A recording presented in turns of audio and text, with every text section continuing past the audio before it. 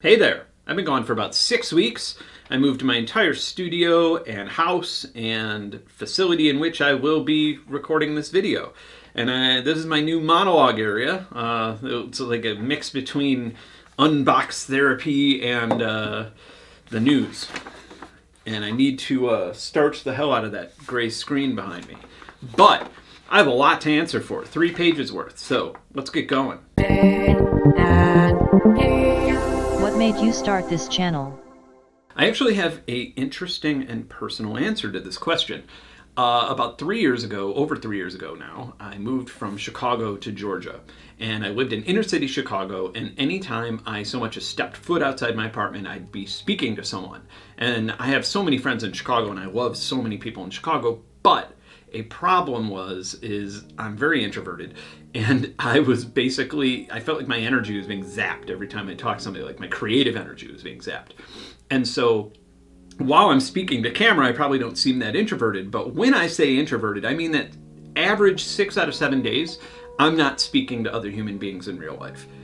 Maybe small talk at the dog park if somebody asks me how I'm doing, or maybe I'll order food, but for the most part, any communication I have is with a couple close friends on the internet, and I'm totally okay with that. But one problem that arose after spending 3 years living in the woods, making an album, I forgot how to speak. I forgot how to communicate. And I remember one day getting a haircut, and the guy asked me something, what's going on with the weather this week? And I couldn't really say anything. I was just, well, it's good. I wanted to tell a story. I wanted to say something like, oh, the magnolia trees are blooming, anything like that.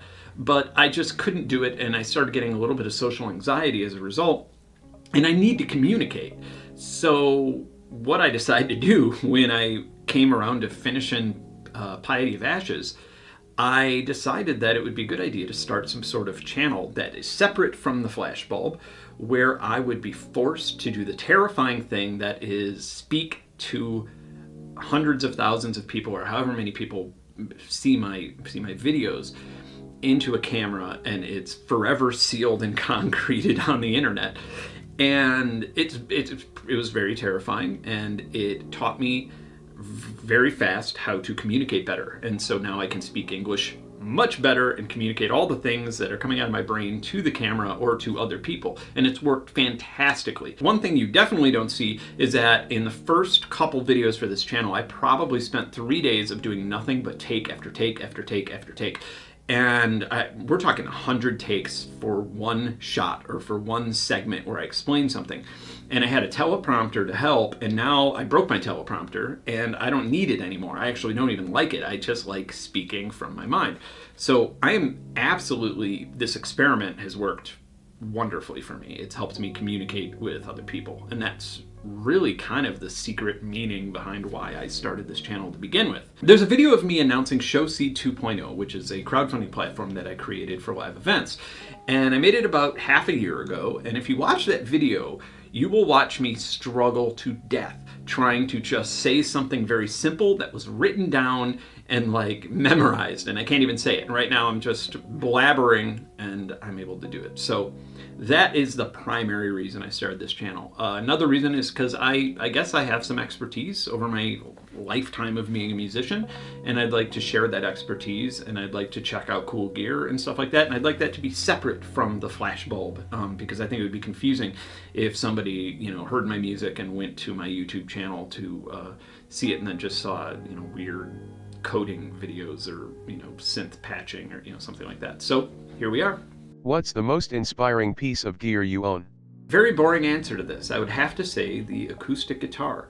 You just hold it, you can bend the strings, you can tune it however you want, you can put different strings on it if you want it, and you just have real-time feedback for your ideas. You just hold it and you play it, and you don't have to plug it into anything, and that's really what is the most inspirational. It's probably where most of the melodies come from, because I can just sit on the couch and look out the window and drink a cup of coffee and noodle around until I'm like, oh, I got something, and then go to the studio and it turns into a track a couple days later. You said that you know a lot about reverb.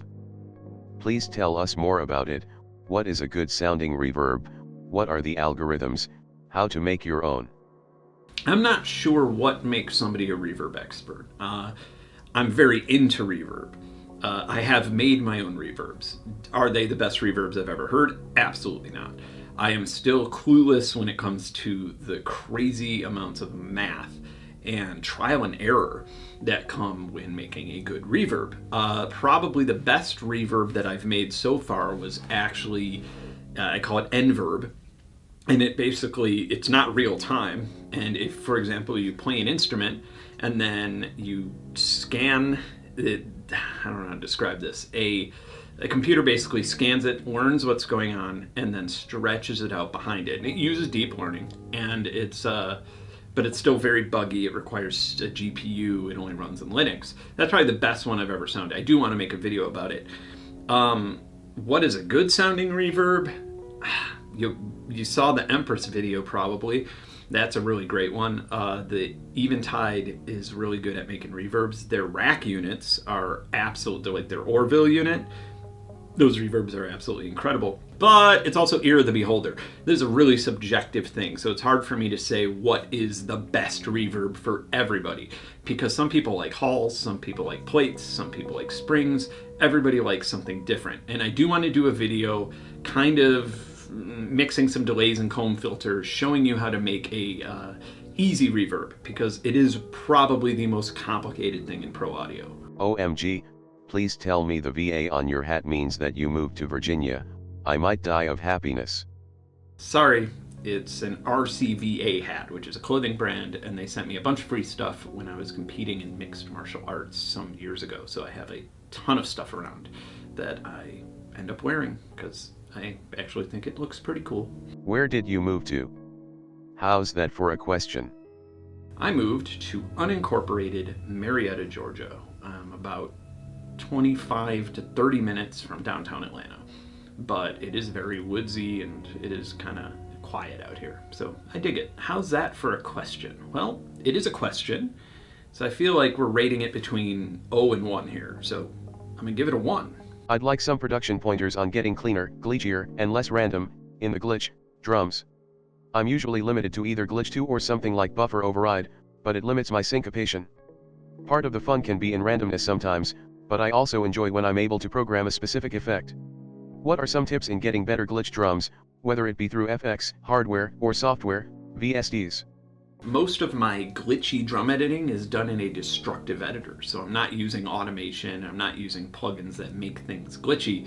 I'm actually cutting up the waveform and then re-importing it into the session. So that's really all there is to it. It just sucks and takes a long time. How do you approach finishing old, incomplete pieces of music?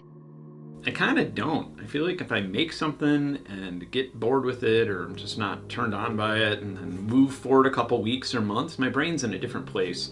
And so very rarely do I even open sessions that are that old, but very rarely do I open them and hear something and go, oh, that's a good idea, and then, finish it. There's probably, the amount of times I've done that in my life, I could probably count on one hand. Do you have any new Eurorack stuff that you are particularly excited about? The guy who designs and makes everything, kind of a genius, Oliver from Mutable Instruments, went on this sort of self-deprecating tirade last year where it kind of made me angry, because he basically talked about how clouds is misused and it's not used the way it's intended, how he doesn't like braids, and he took all these things off the market, and clouds is like one of the best modules ever, and he's redoing them all, or he's redoing some of them. He already redid braids into something else, plaids I think it's called, and he's also redoing clouds. I'm interested to see what he thinks is so much better, to the point where he would take the other ones out of production. So that's what my eye's on. I'm really, really interested in what Oliver is going to be doing with Mutable Instruments. Do you think you will make another album like Louisiana Morning? I can never answer those questions with any accuracy. I'm not really sure. But I would say that the last couple of songs I made were sort of a mix between Piety of Ashes and Louisiana Morning. So it's possible. How do you approach creativity? Do you hammer it out every day or when it strikes? Has it changed from your 20s to now? All I really do is create, whether it's this channel or music or CG stuff or simulations or woodworking. I just feel at home creating, and everything else is kind of a chore in between different things that I'm working on where I'm creating stuff. So I don't really get writer's block so much. I'll get sick of working on music and then I'll work on something else. Or, I just always sort of move to something different. The big difference between my 20s to now is that it's very easy for me to have an idea and make it audio. And in my 20s, I was limited by experience and gear and access to, string players, everything like that. So in my 20s, it was actually easier because I was in this walled garden where I had to exploit whatever gear I had to try and get what was in my head, and I would find new ideas easier that way, if that makes any sense. Now, it seems like the world is my oyster and the sky's the limit, and that's really intimidating, and it makes it kind of more difficult to start and finish a song or a recording. Another thing worth pointing out is that music I made 20 years ago, I can easily criticize it and tear it apart. And as it gets closer and closer and closer to now, there's less things that I can tear apart and criticize. And so in my head, different people receive music different ways, but in my head, it always has been getting better and better and better and better. And I would stop working on, I wouldn't work on anything if I didn't feel like it was better than the last thing. So going from Nothing Is Real to Piety of Ashes was very difficult because I personally didn't know how to be better. Not saying I'm as best as I could possibly be, or not even saying I'm the best musician. That's not where I'm going with this. What I'm saying is that in my head, you run out of ideas once you've expended them all. So it does get rougher as you age. When you're doing a rather technical / glitchy song, do you tend to lay out the whole song first and go back to fill it in with the complex edits, or do you build the edits in piece by piece until you have a complete song? Generally speaking, of course. If I'm using a DAW, like let's say it's FL Studio, I typically have one piano roll sequence that goes the entire duration of the song, and it's completely crazy. It almost looks like artwork because that kind of makes it harder for me to get lazy and loop something, and that's the way I do it. And so I have every channel on one thing. There are no clips, there's just one. I could render out an entire song using nothing but, I don't even have to go in song mode. I could just do it in pattern. And pretty much any software. That's typically how I do things, is it's like a piece of paper and I just goes really long and I keep writing and writing and writing rather than copying and pasting and stuff like that. So it's typically, that's probably the best answer I could have to your question. What would you advise to do for someone who wants to start making DIY synths? A simple distortion oscillator. What do you want? What do you need? What idea do you have? That's why you would make a DIY synthesizer rather than, distortion's the easiest and oscillator's the easiest, so I'm going to make that. Well, you're going to have something that's, you're going to say, oh, I made this, and you're going to throw it in the garbage. I think that if you are inspired by something that you really want to make, then you'll eventually figure out a way to make it. And there are tons of communities to help with this, but I think that you should ask yourself that question, because don't do what's easiest, do what makes you the most excited and the most inspired to keep learning. How do you make your song sound so dynamic? What's your secret on how you master your tracks? There is no secret. It's always different. I use different plugins, different compressors, it's always different. I think just over the years, your ears just get better. I think that's all it is. I think you just get more used to the process, and you can listen to something and say, ooh, this compression needs to breathe a little bit more. Or you could say, oh, I could push this volume a little bit and still not muddy up the low end, or whatever it is. It's kind of a boring answer, but I truly think that it's just the more you do it, the better you get. For someone wanting to get into electronic music, do you know of a cheaper / more practical step than Ableton and a MIDI keyboard? There's a reason we're still using pianos for synthesizers and plugins. It's just because it's probably the best and most basic way to get your hands to make a sound on the screen. I'm actually not a big fan of Ableton. I have it, I have used it. I have friends who use it who make absolutely brilliant music. So I'm not saying anything bad about Ableton. It just doesn't translate well to me. So I can't really recommend Ableton, or I can't say don't use Ableton. I think that if you want to go cheap, you use something like Reaper, or you could even use open source stuff. And you know, a MIDI keyboard, I mean, you could get very, very inexpensive ones that work just fine. So I think that's probably the best route. I really like how you sound in your Benn and Gear recordings.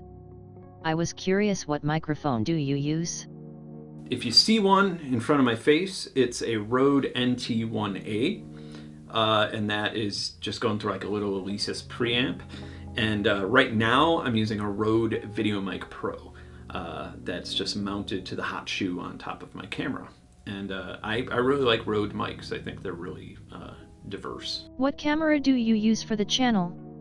Right now I'm talking into a Sony a7R II with a Sigma 50mm 1.4 art lens on it, which is kind of like using a Lamborghini to like bring some firewood from one end of the farm to the other. It's way overkill. The reason I have that camera and the reason I have that lens and the setup is because photography is a huge hobby of mine. And so it is overkill, and I kind of want to find a little bit better of a solution, because I'm worried about, like, you know, frying my sensor making all these videos with this camera that costs thousands and thousands of dollars. So that's why it looks good. It's absolutely one of the best cameras somebody with an independent photographer budget could possibly buy. What must-have modules would you recommend to start a modular synth? This is probably the most common question in regards to modular synthesizers. It's, where do I start? What should I get first? And anybody who uses modular synthesizers and is used to it kind of realizes that it's a bit of a dangerous question to answer, because how do I put this? If you were to build a house or buy a house, someone just bought a house. So if you were to buy a house and you put all of your money into this house, you worked so hard to buy the house, and you set it up and you did all this stuff, and then would you ask me, hey, what color should I paint my living room and what furniture should I put in there? No, that's the fun part. You want to do the fun part. The hard part's paying for it and setting it up and fixing everything. The fun part is designing what you will be using for the next decade of your life or whatever. So with that being said, you need to sort of be like, well, what do I want out of a modular synth? And then you design it. That's the whole point, is you get to design it yourself. But it's still a valid question, because I too was lost at one point going, what do I want for my modular? What should I buy? So I guess I'm going to say something like a make noise maths is something that you will not find anywhere else in software or other synthesizers. It's so unique. A quantizer, which just turns random notes or random tones into notes.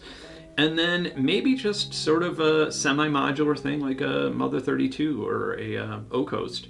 And you'll probably end up selling that. Most people tend to sell their semi-modular modules because they're huge and they take up a bunch of HP. But it's good to get you started, and it is economically viable. So that's my answer. What would you say the best Eurorack modules are for making generative patches are? I'm not going to recommend anything specific, because you should do that, as I said in the last answer. But I think the cornerstone of any generative patch, at least at the basic level, would be a randomizer, a quantizer, and a sample and hold. And there are many of those. And so those three things combined, you can make melodic generative music. How do you set up the recording process with modular gear to be timed to your tracks? Do you record out then sync it later, or is it all at once? Thinking of my setup, I have the Mother 32, I have a BeatStep Pro, and I have a Lifeforms SV1, all of which I could plug MIDI into, and then it outputs a clock that is in sync with the MIDI. So it's actually a lot simpler than one would think. It could sync up to MIDI very easily. I am in the market for a digital/stage piano and trying to avoid paying for redundant features. Do you have advice for those in my situation? I probably do not have good advice for this. A good digital piano is expensive. And so, you know, something like a Nord stage, I think, costs like $4,500. So I've never even played with a Nord stage. I'm sure they're fantastic. But if I were spending money into the thousands, I have played with a Korg Kronos and a Yamaha Montage 8. And those keys have hammer action, and you have a amazing synthesizer, and you have really good physical modeling and piano sounds with it. So I would maybe just check that out and play with one of those and see how it sounds. But if you are just looking for something that you're comfortable with, your best bet is to try as many things as possible and see what, you know, fits your playing style and fingers the best. Would you recommend a zero coast to a beginner, like me? Again, very rarely do I feel inclined to recommend a module to someone, because that is their world that they're creating. How do you deal time syncing when using analog instruments? Is there a strategy regarding the order in which you record the parts? I have an Allen and Heath automated control surface and mixer, and you could plug an SSD into it and just record 16 different tracks all into their own stems, and then I could just drag and drop those files into a DAW. So that's typically how I do that process. Otherwise, I think I just answered earlier some other question about how I deal with MIDI timing with analog stuff. So it's actually not that difficult at all. How do you like the Era TB3 compared to Slash with alternate 303 boxes? Any particular reason you prefer it to the Boutique 03 or X0X, for example? On and off from when I was a teenager to my 20s to my 30s, I've had different 303s come and go. And 303s are a huge pain in the ass to program and deal with. They're just not that fun to program unless you're making a bunch of random things. So I think the only reason I like the TB3 is because it's so different. It's just a very different than everything else. I'm done with emulations of the TB303 because I think I'm just sick of the TB303. I'm going to make the same sounding acid lines over and over again. And the TB3 is just it's just fun for me. That's all it is to it. It's not that I prefer it, or it's not that it's better. It's just fun. It's a fun interface. Do you have any essential VSTs that you would recommend for recording string instruments? The only thing that I could think of that I use typically for the purpose of recording or working with string instruments is Melodyne. And the only reason I do that is because if you're playing a violin, your ear is never going to be as good as a VST is, a VST synthesizer rather. You're always gonna sound out of tune when you're playing with a machine. So Melodyne's good to sort of bump it up a cent. So yeah, I guess if you're doing string music and electronic music at the same time, that could be very helpful to you. At the end of the Piano Tech review, you say that you are going to compare it to some other sample libraries you have. So, are you still so enthusiastic? Definitely still enthusiastic about Piano Tech. I haven't completely gotten rid of samples, but it is my go-to piano now because it loads so fast and it sounds great. And any new go-to that comes around, I'm going to be very excited about because it changes my workflow and just makes things more efficient, and therefore I work better. So yeah, Piano Tech is still awesome. Still love it. I really want to buy some drum machine, but which is worth it for starting point? Arturia's Drum Brute looks nice, but you use TR8 and RYTM. From what can be seen in videos and photos, one seems hip-hopish and not really suited for something complicated, break/solo, and other costs like hell. Are drum machines even worth it on the start? Maybe BeatStep Pro, plus some software would be better? I'm not sure where the starting point is with drum machines. It seems like the cheaper ones are just emulations, and then it seems like you cross the $1,000 barrier and then you have really powerful ones. I would say right now the best drum machine with the cost to power ratio would probably be the MPC Live. I would just save up and have one of those. I've seen them on sale for as low as $900, and I know that's a lot of money, but it's a really, really powerful instrument. What's the deal with the Ronroco? Where is a good place to get them? What do you look for to get a good one? Tuning? Buy strings? Finding, buying, or learning about the Ronroco is an incredible pain in the butt. I have an Argentinian luthier who has never heard of one.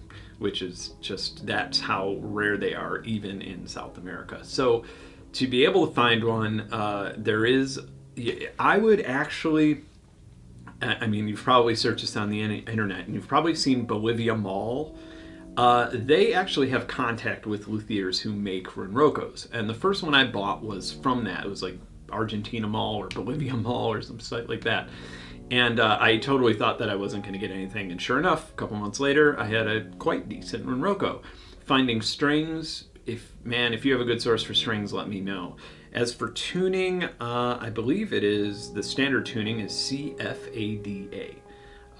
But again, I wish that I had a website where I was like, these are the best ones to make. The one that I use now was made by a luthier in Argentina, and he did a pretty swell job, so I'm happy, and it cost me an arm and a leg. Ugh. I have a question regarding DAWs and your opinion as both a musician and producer. I am a PC user who used Cubase many years ago, but now find getting back into it all, there are a few more to choose from. I have recently acquired a bunch of Roland Boutiques as a starting point and to quash a nostalgic desire from my youth. Now I guess the obvious answer is it's a personal choice and what works best for you. But that is a tricky one to accomplish without picking one first, smiley face. Could you shed some light on this? I actually feel confident that I have a good answer to this question. If you have a distant understanding or familiarity with Cubase, then Reaper is probably going to work really well for you. It's cheap. It has that classic Cubase DAW feel to it, but it's also very customizable. And so check out Reaper. I think they have a demo that goes for 30 days or something. Give it a try. Can you make a video on entry-level drum machines? I want to invest in something which I won't outgrow fast in my quest for intricate breaks, and you are the man who knows this stuff like a back of his hand. This should prove very insightful. As I mentioned earlier, most entry-level drum machines are emulations of older drum machines, and they're not known for their technical prowess. So I might point back to the MPC Live and just say save up your money a bit and get one that is going to last you a long time, and one that you can put your own samples on, and one that has a good sequencing interface, because I think that it's a very enjoyable drum machine. Electron drum machines are great too. I really like the Analog RTYM, and I like the machine drum, but they are their own world, so definitely play with one a bit before dropping all that money on it, because they're very unique in the way that they work, and they have a workflow that takes some getting used to. What features do you consider most important to a beginner in a MIDI keyboard? Key weighting, key count, aftertouch, pads, faders, knobs, etc. Any specific model recommendations for low/medium/high budgets? With all due respect, you should ask yourself these questions. If you're a pianist, then you probably want hammer action or fully weighted. If you started playing with synthesizers or little keyboards like I did, then you probably don't care about that stuff as much as some other people do. The only one thing that I would recommend is an actual MIDI in and MIDI out, the actual DIN ports, because USB can just be funky sometimes, and I always like just going MIDI into my audio interface rather than dealing with USB, because it just is rock solid. You don't have to answer this if it's a secret, but do you sometimes use renoise for glitch drums, or is it mostly post-production in Audition? Shh, come here. I'm gonna tell you a little secret. I hate trackers, and I've never even used renoise, and I do all of my editing in destructive editors like Audition. Would really like to see a VID of you going through your current mixing process, how you approach mixing, what software/hardware you use regularly, that sort of thing. Also a VID about your MIDI guitar setup would be cool. Both of those ideas, thumbs up. It's a good pitch. I think I'm gonna do that. I'd like to hear more about generative music. Also a good idea, and I definitely plan on doing a feature on generative music. I'd love to see a video series on how you set up your studio and what your workflow is.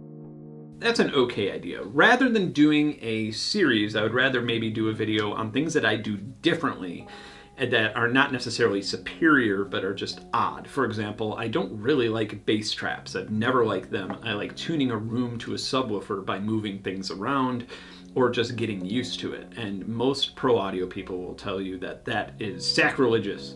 So little things like that, I'd like to do a video, and same with workflow, so weird little workflow things. I'd like to maybe do a video on things where that differs from standard, but a series, might get a little boring or tedious. Oof. I'm quite new to production. What would be really useful for me would be a list of things to look for in a certain type of audio product. Instead of taking one product and reviewing it, for example a reverb effect, what are the things you look for in a reverb effect? And then maybe compare different products and show how they are different on these aspects. I would find that very interesting. That is a good idea, and one that I never actually thought of. Although I would be careful to tread lightly on things that are subjective. For example, what is the best reverb effect? I'm sure somebody's killed somebody else arguing over that. It's very subjective. Everybody has their own opinion. My opinion is not better than anybody else's. I can take a specific product and say, hey, this one sounds really good to me. Here's an example of it. What do you think? But it's hard for me to, I guess, subjectively say what to look for in a reverb pedal, because your ears tell you what you like in a reverb pedal. I would like to see a video about Eurorack gear. I see so many videos on YouTube of atonal generative beeps and boops, but your videos are actually musical and are worth listening to. I'd like to see your input on modules you find useful while making generative music. I would have gotten into modular a lot sooner had I heard a bunch of melodic, beautiful music coming out of them, which is totally something that can happen and is capable of happening. But there's the beep bloop syndrome, and most modular videos you see, it's a bunch of crap, and it just is. But once you get really into modular, you realize that if the video is made for people who are into modular, like if, again, I'm just going to use this as an example, if I take a maths output to actually hear what that's outputting, if it's just outputting to the pitch of a sine wave, it's going to sound absolutely awful to somebody's ears, but they're going to understand exactly what maths does. So I think that's why there's so many bleep bloops. There's also this like little percentage of people who are into modular who aren't even into making music. It's almost like the people who used to be into ham radio are now into synthesizers, and that's their thing, and so they make noise and they like the noise. So that's another part of it. But I will be doing many more videos of modular synthesizers, and most of it will likely be melodic. Could you make more drum related videos? That's really strange that a man who have written Kurlan selections has one single video about drums on his channel. You know what? You're right. I will do a drum video. I will need to plan something out, but I'm going to do a drum video. Could you please make a video on machine learning with Magenta ETL? I have some Linux and programming experience, but I don't really know where to start with that stuff. Back in the beginning of this channel, I actually did do sort of a tutorial video on Synth and Magenta and that stuff. And one of the reasons I never got through it is because I think the Cafe libraries updated or Python update, something updated. And basically my point is things move so fast that it's very hard to have anything that would be useful 6 months into the future. But while I sort through that, you should definitely check out Suraj Raval's channel if you haven't already. I'll link to it in the description. His videos are very, very helpful and very easy to follow if you are already a coder. You mentioned in your Empress Reverb video that the Volca FM was your favorite cheap synth at the time. Any chance we might see a video about it? Maybe. I did that FM synthesis video that is probably more fascinating than a Volca FM video would be, but if they release an update to that, that maybe has more operators or something or a better interface, I absolutely would. Would love to see a video focusing on vocoders, your fave/recommended plugins, and how you use them. Oh, I want to do a vocoder one. Hang on.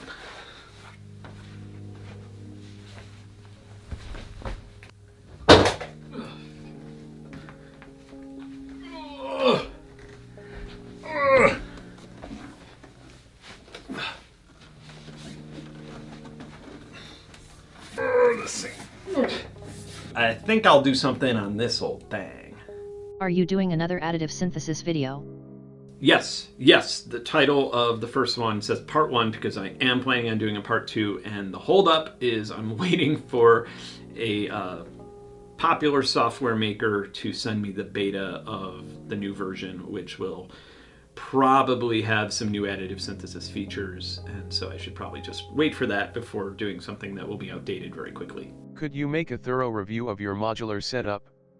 Which stuff is good for what, etc.? You know what? I was planning on doing that as like my first video when I moved into this new space, and for some reason I just forgot and decided to do weird AMA thing that you're watching instead. So great idea. Sorry I forgot to do that. It is a very important video, I think, to do, and I will do it very shortly. Ladies and gentlemen, thank you so much for sending me your questions and ideas. There are so many things that I want to do in this channel in the future, and this has helped me think of even more. And as always, if you like what you saw here, subscribe to the channel. If there's anything you want me to cover in the future, let me know in the comments. Bye.